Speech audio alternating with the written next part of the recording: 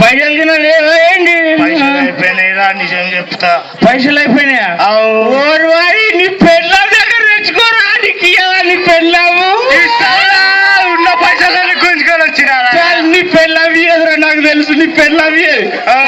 అరే నాతో పెందాం కట్టక్, అరే నాతో బంధం కట్టక్ కొడుక. నీ పెళ్ళాన్ని పైసలు ఇస్తే నెల రోజులు నేను ఫ్రీగా తాగిస్తారా నీకు?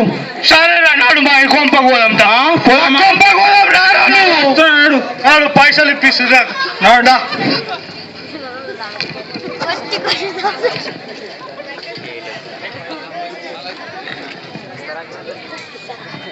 అరే నువ్వు ఇన్ని ఉండరా, నేను లోపలి పోయి వస్తాయి.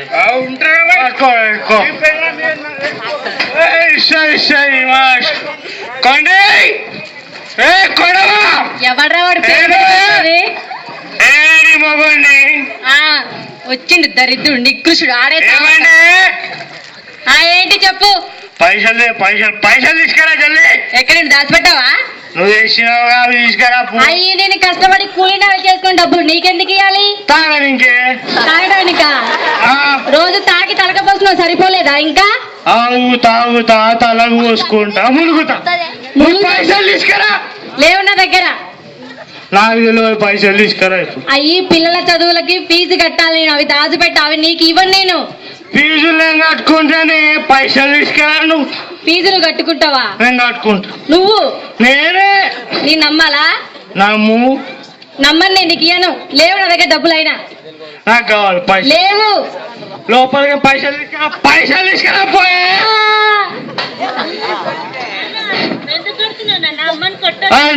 నువ్వే మాట్లాడుతావు.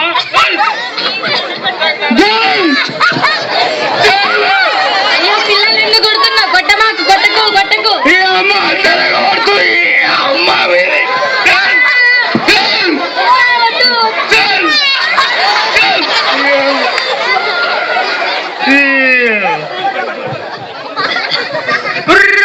ఏం చేసినావురా చంద్రి? ఈ అమ్మ తాగిది మొత్తం దిగిందిరా. తాగుడు కోసం అందరినీ చంపుతావురా నువ్వు. ఏమయ్యా? అరే అయ్యా, అరే మరి పిల్లలు అయ్యా.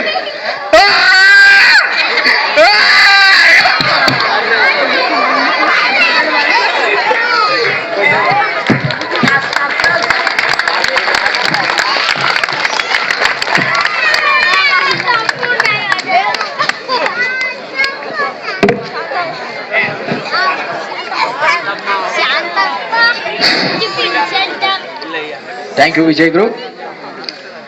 ఇలాంటి మద్యం అనేది నేటి గ్రామీణ సమాజంలో మద్యానికి బానిసై తమ కుటుంబాలని చిన్నాభిన్నం చేస్తుందండి.